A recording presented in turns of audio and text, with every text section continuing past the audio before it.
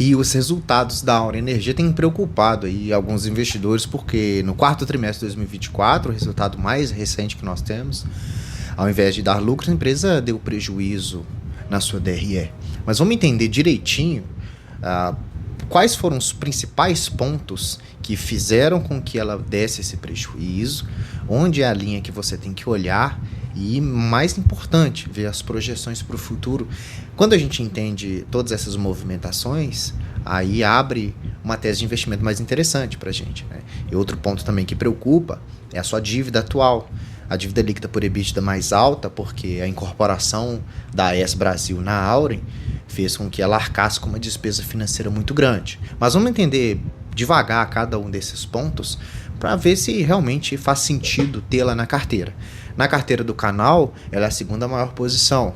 A gente tem 85 ações dela, a gente investe toda semana de 50 a 100 reais numa carteira diversificada, e ela vem ocupando ali a segunda posição, e ela está performando negativamente, menos 22,5% de rentabilidade, porque o meu preço médio era R$10,49 e hoje ela está custando R$8,13. Tá? Então isso tem machucado a carteira de investimento de muitos de vocês que estão assistindo também. Mas é importante a gente entender se essa queda na cotação justifica-se ou se é um ponto de inflexão do mercado, talvez irracional. Vamos ficar atento aí às movimentações. Se a gente olha nos últimos 12 meses, quem investiu na Auren não está muito feliz, porque ela vem performando negativamente, menos 36% de rentabilidade desde os últimos 12 meses, e o Ibovespa aqui com menos 3,48 nos últimos 12 meses também. Então, uma empresa que vem ali performando menor do que o Ibovespa.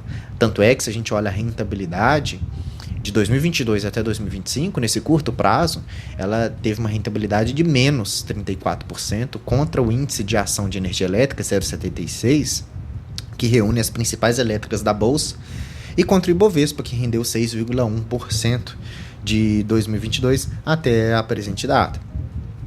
O primeiro ponto é que, com a aquisição de Auren mais a AES Brasil, a gente tem um portfólio muito mais ampliado. A gente tem 8,8 GB de capacidade instalada de produção de energia, sendo 4,7 de elétricas, 3,2 eólicas, 0,9 solar. Então, hoje ela tem um portfólio muito grande de ativos, onde ela consegue produzir uma quantidade massiva de energia elétrica. Só que um dos pontos que corroeu os seus resultados nesse trimestre foi que, primeiro, por capacidade de geração hidrelétrica, a gente olha, foi menor no ano de 2024 em comparação com 2023 e menor do que uma média com que se espera com que ela produza, frente a um cenário hidrológico desfavorável para o ano de 2024, seca, período de sem chuvas aí mais de 200 dias, e isso fez com que ela gerasse essa menor quantidade de energia. Só que ela tem contratos com outras empresas com que ela vende essa energia. Se ela não consegue gerar essa energia, ela tem que fazer o quê? Comprar de outros fornecedores energia para repassar para os contratos dela, porque ela não vai ficar inadimplente com esses contratos. Então, mesmo que nesse trimestre, em termos de receitas, de recebimento, de fazer dinheiro, a Auren mais a AES Brasil juntando, aumenta em 35%, faturando 3,5 bi. Esse 35% trimestral mais anual, quase 20% de crescimento de receitas, grande parte disso foi corroído pelo custo de compra de energia, né, que subiu 87,6% em comparação ao trimestre passado, ou 40% com relação ano a ano, 2023 e 2024. Então, desses 3,5 bi, 2,3 foi para pagar a energia com que ela comprou de outras pessoas por essa menor capacidade frente à menor disponibilidade de geração hidrelétrica. Isso fez com que as suas margens diminuíssem bastante, saindo de 46% para 29%. Então, machucou bastante. Esses custos de compra foi o primeiro ponto que conseguiu desfazer um pouquinho do seu resultado. E outro ponto que a gente tem que analisar aqui também, que vem machucando não só a Auren, mas muitas empresas de energia elétrica, é o curtailment, tá? Esse curtailment nada mais é do que uma redução forçada na geração de energia de uma usina, mesmo que ela tenha capacidade de produzir mais. Então, isso pode ocorrer por diversos fatores. A gente tem limitações na rede elétrica, quando o sistema de transmissão não consegue absorver toda a energia que é gerada, as condições do próprio mercado em si, se há excesso de geração. Por exemplo, hoje nós temos muitas concorrentes produzindo energia elétrica, inclusive grandes indústrias que nem são de energia elétrica, produzindo a própria energia elétrica. Então, esse excesso de geração de energia faz com que a empresa, mesmo com uma capacidade grande, não consiga dar vazão para isso tudo.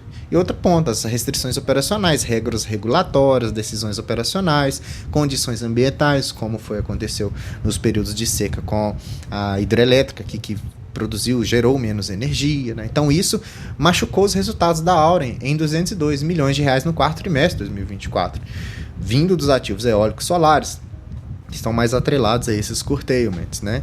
Então isso contribui negativamente, pode te deixar com receio de investir. Mesmo assim, com essa menor capacidade de geração hidrelétrica, ela ainda vem o quê? Aumentando a sua capacidade de geração nesse portfólio ótimo que ela quer criar por outra fonte, que é a fonte dos ativos eólicos, que cresceram 15%, mais 1,2 GB de capacidade de geração. Então ela vem produzindo energias de outras fontes para que no futuro ela não tenha um impacto tão excessivo para comprar mais energia, que foi o principal fator que correu os seus resultados, de acordo com as análises que eu venho fazendo. Então, ter esse portfólio mais otimizado faz com que ela consiga manter suas receitas elevadas, que foi o que cresceu 35%, mas aí o EBITDA foi 13% negativo, porque teve que gastar comprando energia de outros fornecedores. Lateralmente, ela vem aumentando a sua geração de energia eólica e solar. Anualmente, eólica em 13% e solar 118%, para que, frente a esse cenário mais desafiador para a hidrelétrica, ela supra esse portfólio, mesmo considerando os efeitos do curtailment. Tá? Outro ponto que machucou os resultados também foi a questão das despesas financeiras. Essas despesas financeiras somaram 860 milhões. Então, isso ajudou a diminuir muito o seu lucro, né? E essas despesas financeiras foram por encargos e atualizações monetárias, juros capitalizados e, a maior delas, despesas financeiras frente à aquisição da AES Brasil e o pagamento dos juros sobre a dívida que ela tem, né? Isso também prejudica a empresa e preocupa os investidores. Tanto é que ela sai de uma dívida líquida por EBITDA de 3,6 confortável para 5,7. Então seria uma empresa mais endividada da Bolsa de Valores no segmento de energia elétrica, tá? Porém, um ponto positivo é que a dívida dela, a maior parte, que é IPCA mais 5,7, está mais confortável. E a gente precisa entender se, mesmo com o resultado líquido do exercício do quarto trimestre de 2024, o que tem por trás desse caixa, né? Ela tem caixa o suficiente? Porque a DRE, o resultado do exercício trimestral do quarto trimestre, não reflete o que a empresa tem guardado de aplicação financeira e nem o que ela tem em caixa. Reflete só o que ocorre de receitas e despesas durante o fluxo de trimestre, tá? Igual se eu tenho a minha empresa, o que acontece no mês aqui, esse fluxo da DDRE, o que está no meu caixa, o que eu tenho guardado de aplicação não entra, só entra os rendimentos sobre as aplicações financeiras. Esse entra na DRE, o resto não. Aqui a gente pode perceber que o fluxo de caixa operacional dela fechou em 945 milhões e o saldo caixa final, mais a conta reserva, mais as aplicações financeiras, deram um caixa de 8,1 bilhão. Então, mesmo que ela tenha reportado prejuízo no exercício, ela tem dinheiro em caixa. Não é que ela tem 190 milhões de reais negativos na sua conta. Ela tem bastante dinheiro guardado, provisionado para as outras questões. Tanto é que a gente olha esse fluxo de despesa de 8,1 bi em caixa, é o suficiente para ir pagando aos poucos essas amortizações, porque vão entrando dinheiro do fluxo junto com a AES Brasil, do crescimento das receitas, que cresceu 35%. Então, quando nós olhamos a receita líquida, nós temos que esses 3,5 bi foi um crescimento muito importante para a empresa, só que o que machucou, gerou menos energia hidrelétrica frente ao cenário desafiador que nós tivemos em 2024. Fora isso e o curtailment, né, que foi 2,2 bi, 2,3 na verdade, bi. Fora isso, nós temos um resultado financeiro líquido de menos 547 milhões.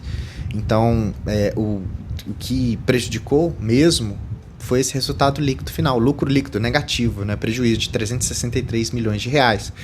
Só que um ponto importante que nós devemos olhar é o seu EBITDA, tá? O EBITDA ajustado de 880 milhões mesmo sendo menor 12,7% trimestralmente ou 5% de forma anual, é um EBITDA positivo.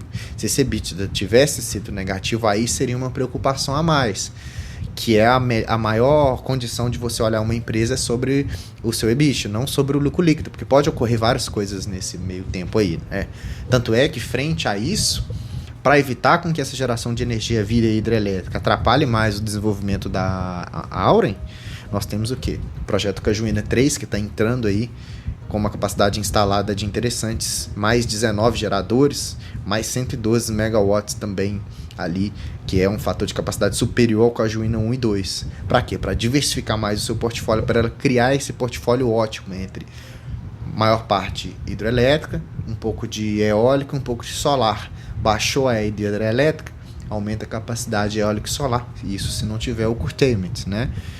Tanto é que essa aquisição com a AES Brasil, apesar de dificultosa, trouxe um efeito sobre as suas receitas bem interessante, aumentou bastante, apesar do seu resultado de prejuízo. Então, os pontos que a gente tem que linkar aqui, de acordo com o relatório de gestão dessa tese da Auren, é que ela agora é a terceira maior geradora de energia do país, ela vai ter um portfólio mais equilibrado para poder equilibrar suas contas, ela é uma das maiores comercializadoras de energia elétrica no mercado livre de energia, né?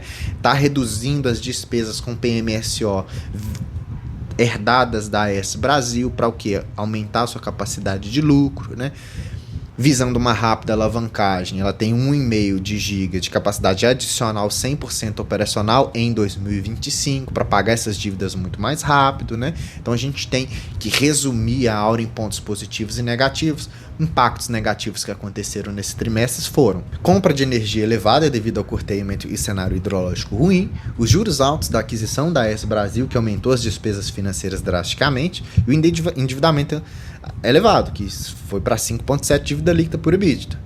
Agora, o que foi positivo, aumento de 35% na receita com o portfólio ampliado da AES Brasil, um EBITDA ajustado positivo que mantém uma geração de caixa robusto, que dá ali pra gente um caixa e mais as reservas de 8,1 bi. Com isso, ela consegue ter esse portfólio mais robusto e os novos projetos em operação façam com que ela consiga arcar com essas despesas de uma forma mais fácil. Então, se você está construindo agora uma carteira de investimentos, quer ter a Auren no seu portfólio, ela é uma empresa para você colher frutos daqui a vários anos, daqui a 3, 4 anos no mínimo. Agora não vai ter dividendos, agora as ações podem andar de lado ou ficar caindo, até com que ela consiga mostrar para o mercado que ela tem capacidade suficiente de pagar dívidas. Tanto é que para a aquisição da AES Brasil ela já fez isso, já tem vídeo no canal mostrando que a capacidade de geração de caixa da AES Brasil é o suficiente já para pagar essas próprias dívidas, mas quando se compara com outras elétricas, a gente tem outras oportunidades que talvez sejam mais interessantes a médio e curto prazo para o investidor. Então, por isso que o pessoal deixa ela mais de lado e prefere investir em outras empresas que são mais atrativas no momento, que temos várias aqui na Bolsa de Valores. A outra da carteira do canal é a Lupar, por exemplo, né, que é uma excelente empresa. Então, a Auren, ela está com esses desafios aí, que eu vejo que são desafios solucionáveis, né?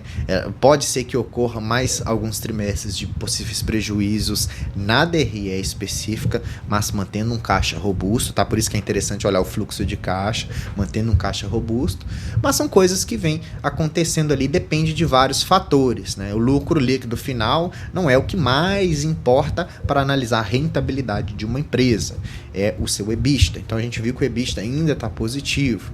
Se ela consegue se desvencilhar um pouco dessa compra de energia, ela vai conseguir oferir um lucro bem interessante para os investidores nos próximos trimestres, tá? Então, para construir uma carteira de investimento, a gente tem que analisar todos esses pontos, tirar as emoções de lado, ler com bastante filtro as matérias com que tem saído na internet ou os vídeos que tem saído também, talvez alguns mais emocionados, outros não. Eu tento trazer aqui um copo meio cheio para a gente ver pontos positivos, pontos negativos. É uma empresa para investidor iniciante? Eu, teoricamente, não acho que seria, frente às outras oportunidades.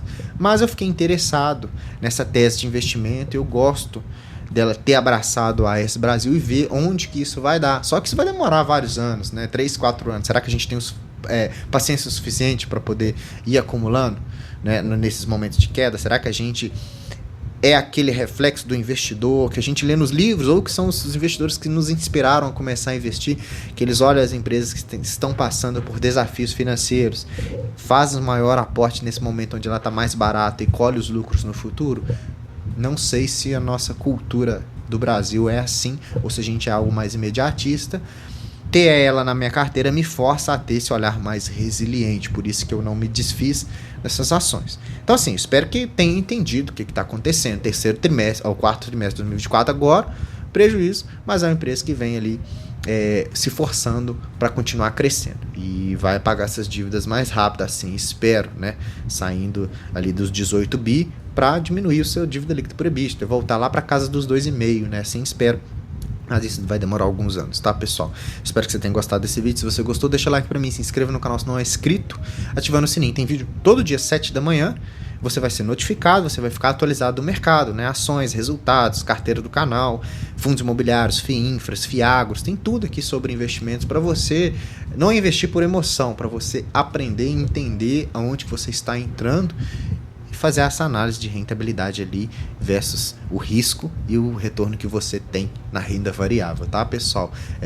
Aqui hoje você conseguiu assistir o canal mais um dia do Investidor Classe Média. Eu sou o Gustavo, ok? Te espero num próximo vídeo. Até mais.